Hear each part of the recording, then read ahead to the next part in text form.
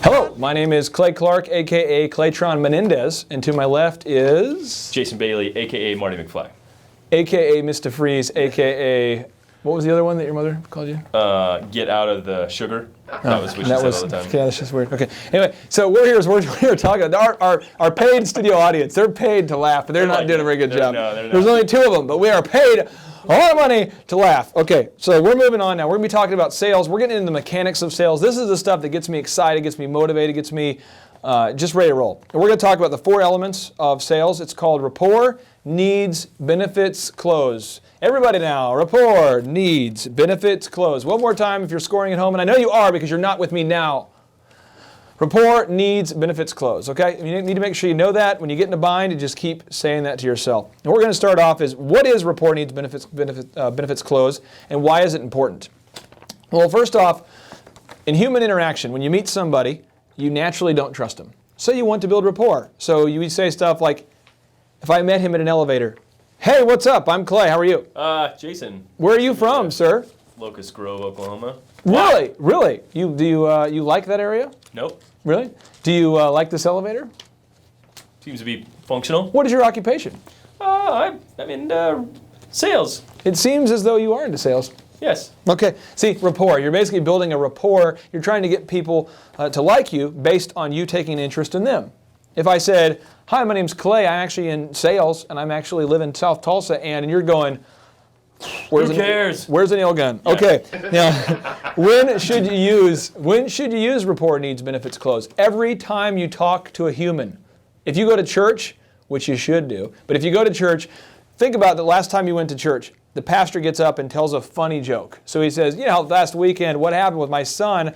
And then all of a sudden he's telling this funny joke. We're all laughing. And then he gets into whatever the sermon is. And that relates in this way, and then he goes right into it. If you watch a CEO who has never been to church, okay? He's just cutthroat, he's an intense guy. The guy who's the head of Chrysler now, he's a chain smoker, works insane amounts of hours, he's insane. This guy, again, he gets up there, he tells a joke, builds rapport, and then he finds the needs, gives the benefits, goes into the close. Universally, this works. It's like the Earth's gravitational pull. It's just a law. It's the force. It's the force. And if you want to figure out why it works, read Think and Grow Rich, because you're supposed to have read it, okay? Think and Grow Rich. Read this thing. But why should you use rapport needs, benefits, close? Because it works. And what is the most important and how they work together? Well, what's the most important part is you need to start off by building rapport. And people are going to like you if you like them. Correct. It's a big boomerang. So if you're happy and you said, hey, I'm Clay, how are you doing? It's a higher likelihood that someone will respond positively. Correct. But if you're the guy who likes to fight guy at the movie, remember that guy? Yep. And he wears, he's got the brand new shoes, they're always white. He used to play basketball at some kind of semi-pro level. Yep. And if you look at him, he thinks you're looking at the tattoo on his neck that he regrets. Are you looking at my girlfriend? That's right. And then he wants to fight, and so you don't look at him, and then he doesn't look at you, and then when he goes in for a job interview, he continues his sort of insanity, and he's poor, and he wonders why. And it's because he's not able to build rapport. You got to build rapport, okay? Don't get a tattoo on your neck, and... I think also, why should you use rapport, needs, benefits, close? It's going to make your life better. You can get away with things, not bad things, but just if there's a situation where you're like trying to get a bank loan or you're trying to do something, it's just going to build a lot more trust immediately with whoever you're working with. If you want to get that free chimichanga. If you want to get married anytime, if you're a dude, you want to get married at any point. As a dude, we tend to not build rapport. Yeah, it's just all logic. Just like, what's up? What's up? Married? Dude, you want to go work out? Like our best friend is a guy we work out with twice a week, and we've never actually talked to him about anything. We don't. My wife says, "What's his middle name?" I go, "I don't know." Does he have a family? I don't know. But these are my best friends, people I work out with, I've never built rapport with. That's what you do, as a guy. Women are naturally more relational. Now here's where the gap is. 80% of all the purchases, no matter what research you do, over 8 out of 10 purchases are all made by women. Your wife buys a bunch of stuff. You got that So right. does mine. So as a dude, we usually don't say, we should go to Hobby Lobby and decorate this mug, right? Yeah. This mug being our house. Yeah. Because we talk that way. Yeah, that's hippity-hoppity. But it's a thing where women, though, do that. Women buy things to help them save money. It's save money. It was on sale. That's right. So you've got to be able to build rapport because women are the ones buying things, and they won't buy unless you have rapport. Now we're moving on to rapport. Now it's time to talk about rapport. Rapport. Yeah, or also known as rapport. Oh, this just in. Okay, we're talking about rapport. Now, here's the deal about rapport. First off, you want to know how to say it and spell it. R-A-P-P-O-R-T.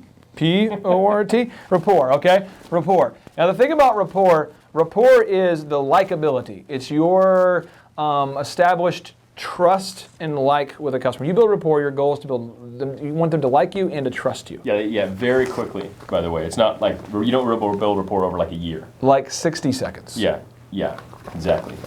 Give him 6 minutes, he's fine. Just the first 6 minutes a little awkward, and you're going to get through that. After that, we're good. Yeah.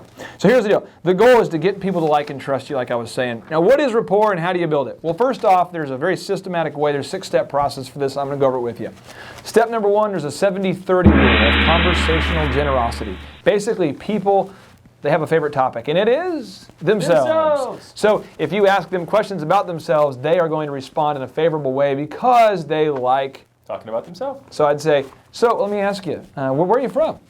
Really? I love Minnesota. You know, I actually am from Minnesota. Now let me ask you this: what brings you to this wedding? What brings you to this event? What brings you to this location? What brings you to America? What brings you to America? You know, that kind of thing. And everyone likes talking about kids and their families and their job, what they like to do, what their hobbies are. Sports is very safe. Only 2 things you can't talk about when asking people questions is don't ask them their political views. Or religious views. So even though you can judge them in your mind the whole time while you're talking to them, don't bring them up. So let me just give you an example of what not to say, just so you'll remember. So, hey, how are you? Hey, nice to meet you. My name's Jason. So, you a dirty Democrat? You son of a... Now, the thing is, you want to ask leading questions. You want to ask people open-ended questions. Questions like, tell me, what brings you here? Tell me, what are you looking for out of a wedding photographer? Tell me, how long have you guys been together? Tell me, how'd you meet? Tell me, that kind of thing. You don't want to ask a yes or no question. So, you don't want to ask questions where they're like, yeah. So, do you like the color blue? Yeah. Really? And then you get nothing else. The whole goal is to get like open-ended questions. Like, so tell me, how many kids do you have? 7. Oh, really? What's their ages? And you just keep asking more questions until they like finally open up. You're like, open up already, God! Now here's the deal. You want to make people laugh. Now here's a rule that I put in my mind. I was taught by Shane Harwell. It's called the 3-to-1 rule. But basically, every time you say 3 things you want to know in your mind, you should say something funny soon, or at least say something random that gets people to smile. Yeah, it's like 3 parts serious, 1 part funny. Right, because if you don't do it, people eventually start to wonder what your motive is. Mm-hmm. So if you're talking to someone, you meet them at the bank for the first time, I'd say, hey, how are you doing? Hey, nice to meet you. Hey, I've seen you here once before. What do you do? I actually work here. That's really? The weird part. That's weird because you always have a shirt on. You're always behind the counter. I know you. Yeah. So let me ask you this: do you ever steal some of those suckers yourself? These are free. That's the perk of working here. That's why I work here. I'm independently wealthy, but I work here. So. Okay. Now, as a bank teller, what do you like most about the job? Just talking to people. Mostly. Did you get the shipment of raccoons I sent you? The raccoons, yeah, we got those. That's the random funny part, but he didn't laugh because he doesn't have that part of his medulla oblongata. It's been taken out. That's been taken out. Okay. Now, the next thing is you want to compliment the client often. So let's demonstrate compliment the client often, okay? Okay. So we're going to pretend that we're booking a wedding photography package. We usually set this close, by the way, whenever we book with someone. Usually it's more like this. Hey, are you need a DJ? We like each other. We're not that way. Now, here's the deal. So let me ask you, what day are you looking at? Are you getting married soon here? Yeah, June 30th next year. Really? How did you decide upon that date? That's my birthday, actually. Really? So what venue have you guys decided upon? We're looking at, we're going to have it at my grandpa's house. Now, what kind of food are you going to have? What kind of theme? I think we're going to go barbecue, like old school, like cool barbecue feel. Yeah. I am a huge barbecue fan. Are you brisket guy? Brisket? I'm a brisket guy. Yeah. Oh, I tell you, you know somebody's an awesome person when they like brisket. That's something you know. Yeah, if they're into like bologna, we need to just get them out of America. They're not American. That's true. That's it. See, what I did is I complimented him. So by complimenting him, I said, I like barbecue. And he goes, well, I like myself now a little more because you said I made a barbecue. great decision choosing barbecue then. Thank you for validating that. Too. I think I should pay you money. That's how it works. Okay. Here's my wallet. Here's my wallet. The next rapport building question is, what is your credit card number? Oh, is that what it is? Now, we don't do that one yet. Now, the power of tell me, we talked about that. If you're ever in a bind, you don't know what to say, just say, can you tell me, as far as your wedding planning goes, what's the main thing you're looking for out of a photographer? Oh, yeah, and the tell me works because you can buy like literally like 2 seconds at a time and be like, holy crap, what do I say next? What do I say next? Holy crap. You know, and you're like looking around the room to try to find something to talk about or whatever you have. And so to help you remember, tell me, I wrote a little song about it. Oh, you did? Okay, go for it. Tell me, tell me, tell me, tell me, tell me, tell me. Sounds a lot like I Love Rock and Roll. Yeah. But because They stole that from me. Okay, moving forward. Now, the next thing is people will find you interesting if you are interested. That's crazy. The key to being the most interesting person in the world is to be interested in others. So when you talk to someone, this is what you don't do, but I've seen new employees do. Not you, but other people. I've seen you do it. Not you. What they do is they do this. They go, you'll ask them during, you'll be doing a sales training with them, and they'll start going, and they start looking at their cell phone and texting, and they're like, and then they, hey, no, I'm interested. I'm interested. I want to know what you have to say. Yeah, I was listening the whole time. Yeah. You can tell if someone's not interested if they look away with their eyes, if they're texting, if they're sexting, if they're doing... you put on the teleprompter. I'm just reading the words on the screen. Why would you write that? I accidentally wrote that in. Sorry about that. I was writing a letter to... It's offensive when you do that. But here's the deal, though. You really do have to be interested in other people, and that's how it works, because if you're not, people will not believe that you care about them. The next thing is you want to do, you want to make sure that you feel very confident in this before you move on to any other part of the sales training, because if you can't build rapport, your life is rough. Yeah, there's no reason to even move. Just kill yourself now if you can't. And I'm going to go ahead and role play 2 examples of how not to build rapport, but these are things that really would happen. These are serious examples of how that would happen. So I cold call him on the phone. Hey, is this Jason? Yeah. Hey, Jason, this is Clay up here at DJ Connection. How are you doing? I'm good. Awesome. Hey, the reason why I was calling is because you had qualified for a chance to win a bridal prize package. And what's neat about our prize package is that our package includes an all-inclusive trip to Jamaica. It also includes photography. It also includes limo, includes video. And Jason? I'm good. Thanks, man. Click. Another example. Hello, is this Jason? Yeah. Jason, this is Clay Clark calling on behalf of Dell Computers. You've been pre-qualified for our Dell Rewards Point system.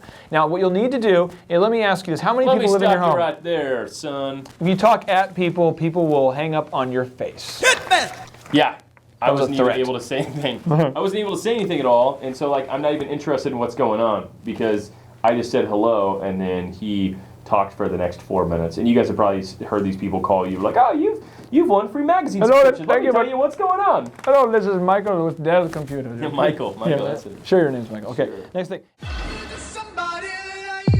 Needs problem finding and solving. Problem finding and solving is one, with the problem solving, there's 4 parts of this. One is you want to go ahead and find the goal. So people aren't booking a photographer, booking a DJ, booking video, buying insurance, doing anything because they're fascinated with paying you. You've got to get over that. Photography, they're booking memories. Right. Because they want to have that thing. DJ, they're booking memories as well, excitement, less stress. Those are the things they're booking. They're not booking the actual physical guy coming out with the speakers and the shenanigans and the cotton candy and everything like that. I want to make sure that resonates with you. I want to give you just a couple more examples so you'll really get that. But landscaping is just an example. You know, we live in suburbia, and we have a landscaping person that comes to our house, and we have a cleaning lady that comes to our house. And I don't hire her because I'm fascinated with paying her, although I've discovered my wife does. She just pays a little extra because she likes her. Hey, you know, you look. That's what it is. Nice That's person. true stuff. You're But here's the smart. deal. But the only reason we hire her is because we want things to be clean.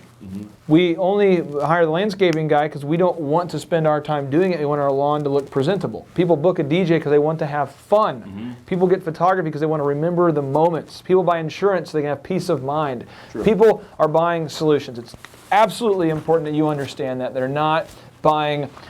So you can't try to sell based on the amount of crap you have. Their needs aren't the features. We need some speakers. They don't need speakers. They want music to be playing, good ambiance at the wedding. Now, I'm going to give you an example of how not to sell and how they do it at Best Buy. Because Best Buy is having some financial troubles. And so you'll see this documented. So if you're watching this, you can actually go to Best Buy, watch the sales guy do this, and then go to Apple and watch them not do this. And it's crazy, okay? So here's Best Buy. Hey, what brings you in today, buddy?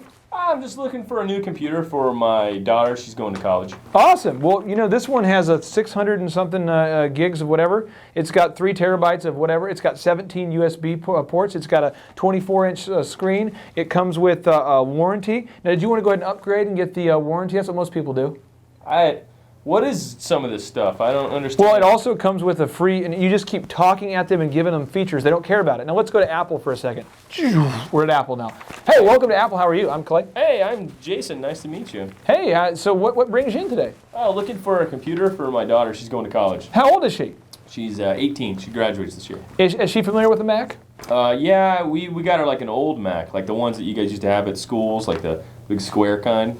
Is she familiar with all the key commands and how it all works? I mean, to get the most out of it? Yeah. She uses one right now. Well, let me ask you this: is price the main concern, or are you trying to like get one with the most features where you can do a lot of editing, or what's the end use? No, for it? she's just going to be using it mostly for homework, typing up Word documents, doing things like that. She's going to go into journalism, so she's just doing, a lot of word research processing and stuff. Exactly. Any video needs for that or no? Nope, I don't think so. Well, the thing that's great is we have a MacBook Pro, which is designed for people that are editing and doing a lot of high-end, or where a computer needs a lot of intensive memory things.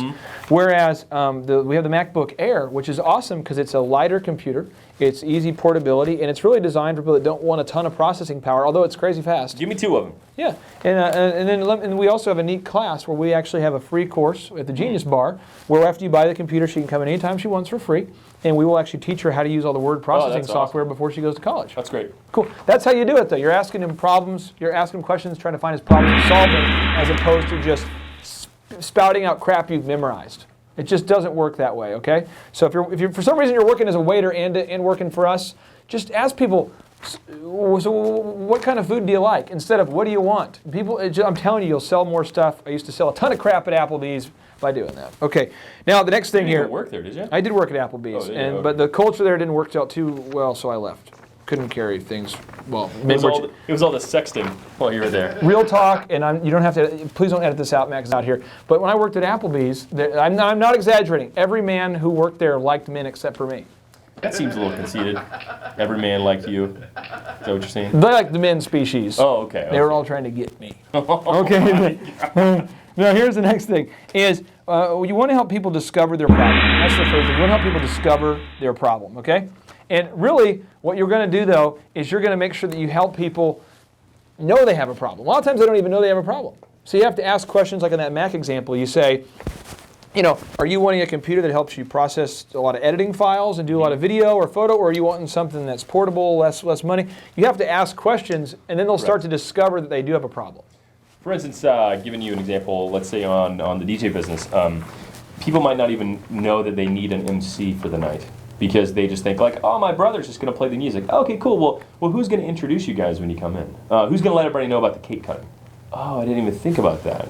On the photo side, it might be like, okay, cool. Well, who's going to edit all your photos? Because the place that you guys are at is really dark. So who's going to do the lighting there? Oh, I didn't even think about that. When you ask the right questions, you're going to get the right answers. And it's super important that you do ask the right questions. Now, moving on to the next thing is it's really, these needs, how do you find the needs? Again, you want to ask the right questions. So if you tell people, do you want one package A or package B, that means nothing until you know their problems. Right. So you just ask the right questions to build a gap between where they are and where they want to be. Okay? And I'm just going to give you 3 or 4 examples from different industries real fast so you can get it, okay? This is a hardcore one. This works for life insurance, but it's real, okay? And really, there was one of the clients I'm training with right now, one of her clients, her husband just passed away this week. And this is actually a question that happened. At some point, the insurance person said, hey, if your husband were to pass away, who would take care of the family? And the person said, we never thought about that. And like, well, who would pay for the bills, or how would that work? Well, what's your plan? The person said, we really don't have a plan. What do you recommend? They bought life insurance. And this week, the person who bought the policy actually passed away. And that life insurance salesman was able to bring a check to the family to pay for the funeral and to pay for it. And Paige, who was the agent, came in and shared the story on Monday. It's a true story. But if someone hadn't asked that, they wouldn't have. Most people don't wake up going, holy crap, I want to buy a lot of life insurance. Right. And the final example, I'm sorry to cut you off. No, I was just going to say, whenever we were buying life insurance, the life insurance guy was giving me a little bit of a hard time, but he said, how long after you die do you want your wife to have to remarry? And I was like, what? So I bought a ton of life insurance because she's never remarried. Now, it's a threat. Okay. Now the final example I wanted to give you is that you talked about the DJ. I want to give you an example about photography too, because I think it works there. You asked the bride. You said, with the wedding photos, do you want something where it's really modern or traditional?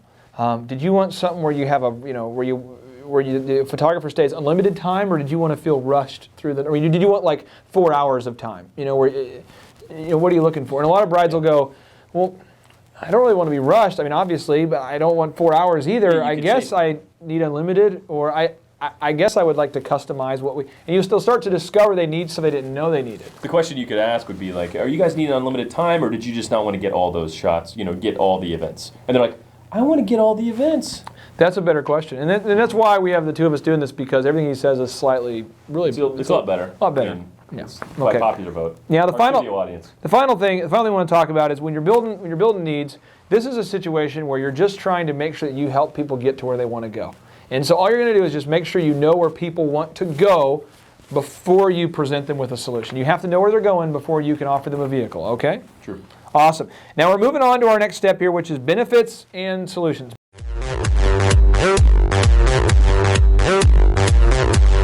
Benefits, aka solutions.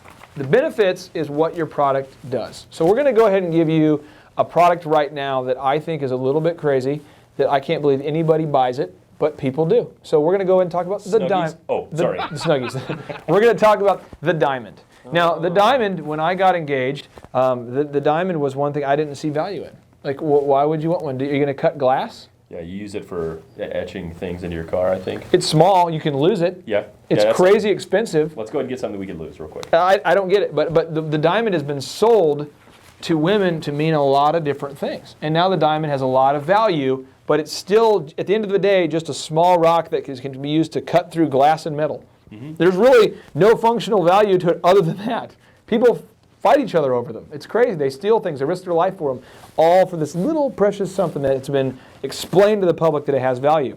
So the goal when you do the benefits and solutions is to show people how you can solve a problem. So what you do is, if I'm a jeweler, I would say, well, don't you want to show your bride-to-be, how much that you love her? I mean, that's basically my ultimate question. I'm not going to ask that directly, but that's what I'm trying to do. It's basically you're just asking, like, don't you want to show her that you sacrificed in order to show her how much you loved her?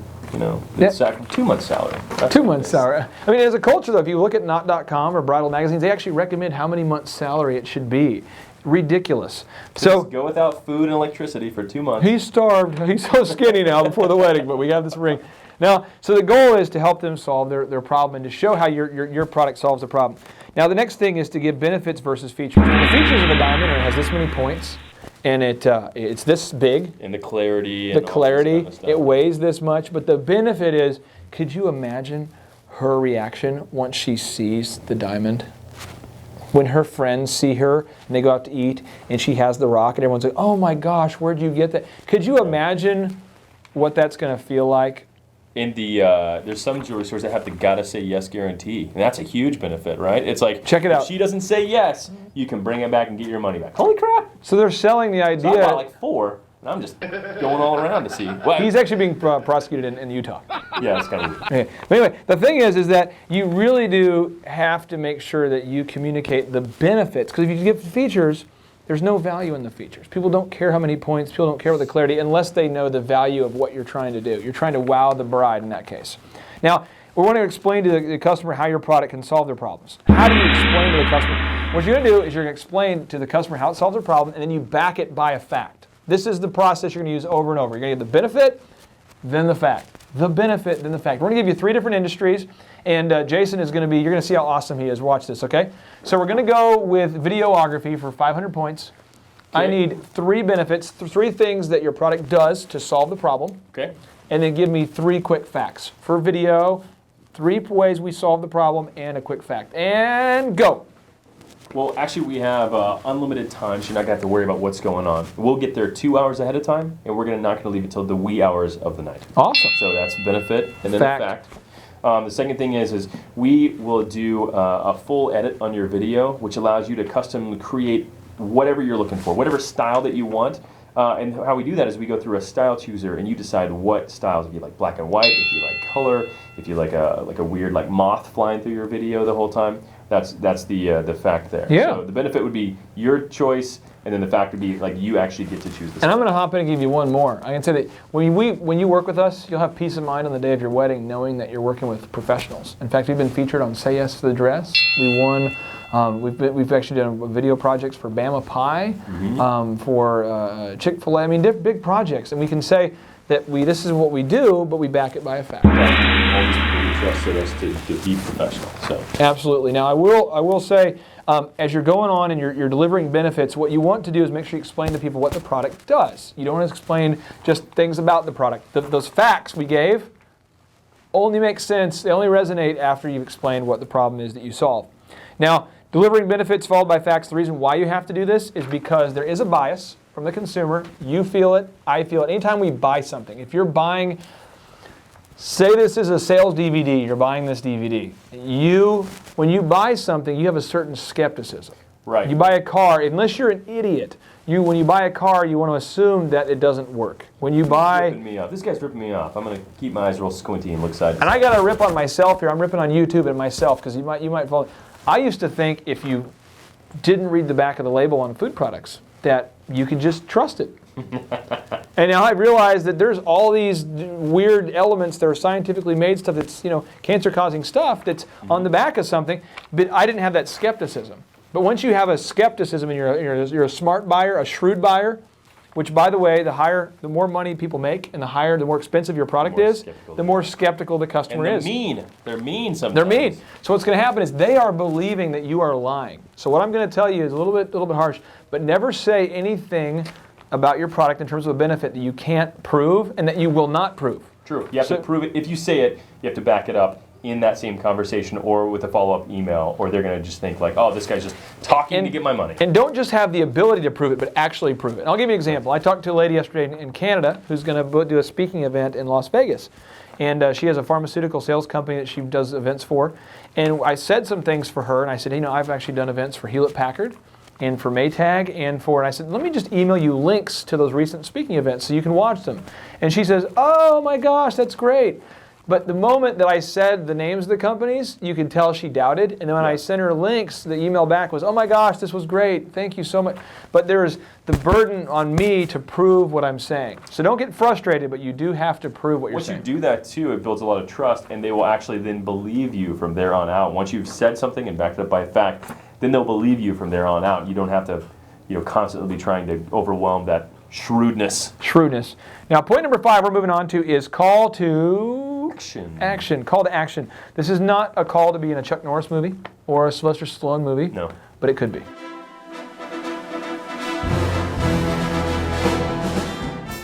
What we're going to talk about here is a call to action. Now, the goal of the call to action is to get the client to take action within 72 hours. 72 hours from now. And there's a reason why, is because this thing called buying emotion. In the moment that I walk in to buy that diamond, if we're going back to that example, I walk in, if I'm going to go buy a car, I test drove an H2. Well, that's a big vehicle. That's a big vehicle. What I have to do is I have to say to myself, I say, give yourself about 4 weeks to make a buying decision. Because if not, you'll buy it because it's so sweet. It's so sweet. You want that car. I do. You want it. I do. But the thing more of a man. So that's what the test drive is all about. If you'll test drive it within 72 hours, you're super likely to buy it.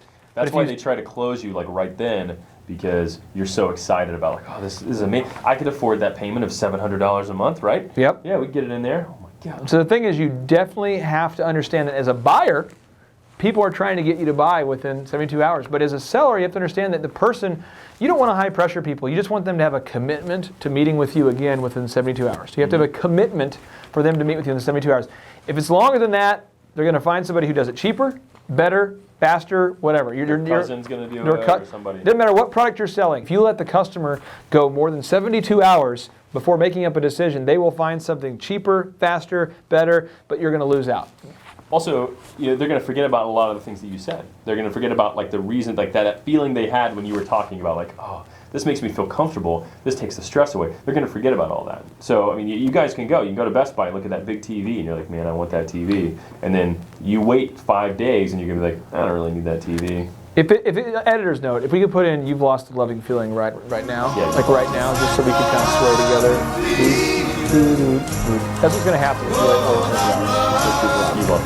Now, the next thing is, the second part is, you want to only work via appointment. There's a couple reasons for this. On a practical level, real talk, I'm working at Target. I'm trying to start a DJ company. Okay, I'm working at Applebee's. I am only available at 1 during my lunch break, or at 7. Or when I was in college, I was only available after class at 8 o'clock or 1 o'clock. So you can't have customers calling you back when you can't answer them. Right. Because they're going to think that you are a jackass. So what you have to do is you have to say, hey, you know what, Carrie, I know you're busy, so what I'd like to do is set up a time. My schedule's slammed. I'm meeting with a lot of clients today. I'd like to set up a time to meet with you specifically at 1 o'clock, and I'll make sure that I'm available. That way when you call, you don't get voicemail, and we can meet and we can touch base then. True. But if you say, hey, Sherry, just call me back, she will call you back. And when she calls you back, you're in class. And then you call her back and she's at home. And then that's called having a life. So you don't want to just call people back. You want to set appointments. Also, successful people only work by appointments because they have a busy schedule because they're successful. ASA, baby. Always set appointments. Or you can just say ASA. Okay, moving on. Next thing, point number 3 is how to move into a close. How to transition into a close. When you move into a close, it's really just clarifying details. You're not ever going... This is how most people do it, by the way. They'll say, well, it's been great letting you test drive the car. And now let's get down to the details. What do we need to do? The point. What do we need to do to get you in this vehicle today? And you feel this shift from like this light and cuddly guy to let's close. Another example, stalker boyfriend. We all know about this. Well, no, I know of guys. Yeah, at Applebee's. I know a lot of guys. Ian, if you're watching this, stay away. Seriously. But here's the deal. It's funny, but it's sad. It's true. That's why I had to leave. That's very true. You know what I mean? Never felt more violated. Okay, but here's the deal. There's a lot of dudes that I know when they meet a girl, they're all casual. So there's 4 guys, 4 girls going out. They maybe met them at work. They saw them somewhere at church. They met them at a mutual friend's house. And they're like, hey, what's up? How you doing? And they're talking to her, and she's not feeling threatened. And she's like, oh, hey, how are you? And then they do this. They go into the weird thing. And this is what you don't do. My wife is hot, and I totally tricked her. And what you say is hey, there's like 5 of us going out for a movie tonight. Yeah. You want to roll out to a movie? She says yes. Then you quickly... Let me use the restroom. You go in the restroom, you call 4 people, like, you got to go with me. I told her we're all going to a movie. Don't let me down here. But when you ask as a group, it's not threatening. And then you start kind of killing people off. And you're like, so the next date, you're like, hey, there's about 3 of us going out for a movie, and then pretty soon you're in the car. And not that I've done this specifically, but I did. You'd say, hey, you know what, Carrie, Vanessa and I are going to go to the mall, and then you can go to the cafeteria. But it's like the 5th date. At that point, she's in the car. She can't get out of the car. Locks from the inside. Locks from the inside, and then you handcuff her to, your own. You got to edit that out or keep it and make it bigger. Okay, but here's the deal. The thing is that you really do, though, have to ask if the transition in a smooth way. You can't just say, so, how you doing? You want to go on a date? Because that's just weird. It doesn't work. You can't do that. You have to transition in a smooth way. So in sales, here's how we do it every single time. We say, so... Let me ask you this. Based on what we've talked about, it seems like package A or package B would be the best. Maybe. That's what I'm thinking. But what package do you think is the best to solve your problem? Package B. Okay. And if you guys did decide to go ahead and buy the H2, who would be the person, who would be buying the car? Would it be you or your wife? Or? Yeah, it would be both of us. We'd be on there. And a lot of people do write-offs. Are you going to write that off for your business? Or is yeah. Okay. It's an advertisement. Okay. And then and as far as the packages, we can have this package. It's available for $449 a month, or this one that's $729 a month. Which one do you feel more comfortable with your budget? I'll take the cheapest one. Okay, then what's the address we'd mail all your paperwork to? Blah, blah. And then did you want to go ahead and pay today via check or credit card, or did you want to go through our finance department? Yeah, let's go through the finance department. Awesome. That's what you do. Okay, another closing example for insurance. Based on what you told me, it seems like we really would probably want to do a whole life insurance policy where you pay one big upfront amount, and for the rest of your life that amount is guaranteed. Or you can pay what we call term life insurance, where you pay small incremental payments each month, and it's good for that duration of time. So you could lock it in for 10 years. Lock it until your kids get out of school or something. Yep. What package do you feel better, whole life or term? I want term because I'm probably not going to live more than about 15 or 20 years anyway. Okay, and then what's the address we'd mail your confirmation to? Yeah. And then we'll need to go ahead and set up the blood work and set up a time to get this started. But did you want to go ahead and pay it on a debit card or a credit card? Yeah, it's just, let me just get my checking account number. You can just pull it out of there. Gentle segue, just segue, okay? Now I'm going to go one more example, okay? You're doing PR, okay? Do a lot of PR, a lot of media promotion and stuff. You're talking to a reporter. So, Jason, it sounds like you guys want to come out there and cover the Wounded Warrior program. Is that what you guys are going to do tonight? Yeah, I think we're going to go out there. Well, did you want to get out there on the 3rd or the 4th? What day should we be ready? Let me check here. It looks like my camera crew is available. We could be out there on the 3rd at 3 o'clock. And do you want me to have beverages for your whole crew, like water and stuff like that? Just me. Okay, awesome. We'll see you out there. Okay, sounds good. But you're asking a series of either-or questions and transitioning into the close. You're not just making it a yes or no. Again, how you don't close is by going from casual conversation to, you want to get married?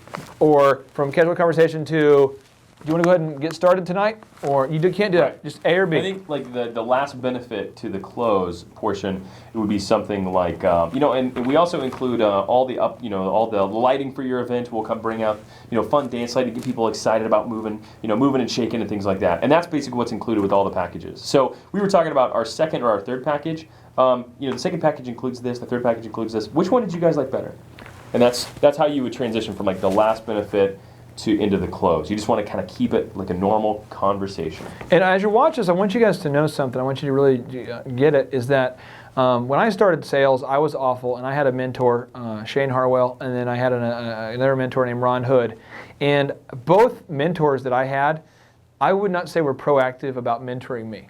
I had to seek them out. I had to say, hey, I am awful at sales, and I know that to be successful in life, to be a good pastor, a good leader, a good business owner, anything I have to be able to influence people, would you please train me? And you need to, as a salesperson, if you're watching this video and you're struggling, you need to understand that he wasn't good at sales, I wasn't good at sales, but you have to seek out advice from people that can help you in a proactive way. Otherwise, you're trying to practice the mechanics of the close, you get frustrated, and you do need to have it modeled, and you do need to see that behavior. So make sure you do seek out people that have done it before and keep watching examples of people doing closes. I think a lot of people don't even know that there's actually a structure of doing this. It's more of just feel it out and get them to like you a little bit, and then just try to go ahead and close it up. There's one sales trainer that I met, and he made the thing. He says that to sell well, what you have to do is you just have to say the right things. That's like his whole. He's got to say the right things. And I noticed that with his appliance store, he struggled for a long time because you just say the right things. But what are those right things? And I'm just telling you, you're going to have those right things put in your script and in your systems, but it's make sure you do follow that, and you begin. This video is designed to help you learn why you're doing those things. Now, there's a few final nuances about closing. Is you want to assume the close. I don't know anybody who is a normal human that will go to the mall and just want to be there for the night with no intention of buying something. Or go to the grocery store and you grab all of your groceries and you're putting it up on the belt there. The cashier doesn't be like, would you like to purchase all these items? Now let's assume that somebody is that kind of person. They actually go to the mall with no intention of buying, or they do go to the grocery store. That is the kind of person who will be offended when you ask them, so do you want to go ahead and pay for this? They're like, oh, no. Oh, what? I was just looking. How dare you take advantage of me? That person will be offended. Now the person who will not be offended is the person who actually came to buy. So we have in our mind this thing we say, right now, a lot of you are watching this and saying, I don't know, I don't want to pressure people. I feel like if I ask them if they want to go ahead and buy, that's pressuring them. Yeah. And I'm telling you, the only people that feel that way are people that actually are time wasters, tire kickers, and non-buyers. Okay? So if you offend people that frankly are wasting your time, that's okay. Now, moving on here. Close using a series of clarifying details. We talked about that, but it's just a series of, now what address did you want me to send that to? What was your email address? What phone number? What package? You're asking a series of questions as opposed to... Which card did you guys want to put this on? Don't ever ask a question that gives them an out. Don't ever say, do you want to buy? Because when you make that face... Would you like more time to think about this? Right. It's just, and a lot of times the facial expression that you make when saying it's crucial. So what you'll say is, now did you guys want to go ahead and go with the third package or the fourth package? That's how you say it. A lot of sales guys go, so do you want to go with the third package or the fourth package? And they kind of scowl. Or they'll go, did you want to go with the third package or the fourth package? Unsure of themselves. Right. That'll freak people out too. Okay. Now moving on here. Ask for the debit card, the credit card. Don't ask, do you want to book us? Ask them, do you want to do debit card or credit card? And the final step is what we call the tuck-in, the follow-up, the doubt killer. There's 3 parts to tuck in, and I'm going to give them to you. One is you want to provide proof of what was said. You want to say, you know what? Awesome conversation with you today. Jason, it's great talking with you. I'm going to go ahead and email you a complete review of everything we talked about. Oh, references and such? Or if I'm at the Mac store, hey, let me get you a complete brochure of everything we talked about today. And that way you can look at it and make sure it's a good decision for you. Nice. The next thing about the tuck-in is you want to eliminate objections before the buyer presents them. You say, let me just go and give you a brochure real quick, and this kind of explains to you why the Mac is a great system for you. And then in that brochure, it should address all of the objections. Right. Why are Macs different? Why are they more expensive? All those kind of things that people will be like, they're just more expensive, and you go in there and they'll explain why. And for the photo, video, DJ companies, brides, they're always going, I wonder if they're a real company. I wonder if they actually do a good job. I'm wondering if there's a better deal out there. I want to see some examples of their work, maybe sample videos. That is why you want to prove it to eliminate those objections before they present them. And the final thing is you want to give people links, articles, and a thing called PR. PR is public relations, aka gift wrapping your product. A lot of people say, if you have DJ'd for the Dallas Cowboys cheerleaders, you must be good enough for me.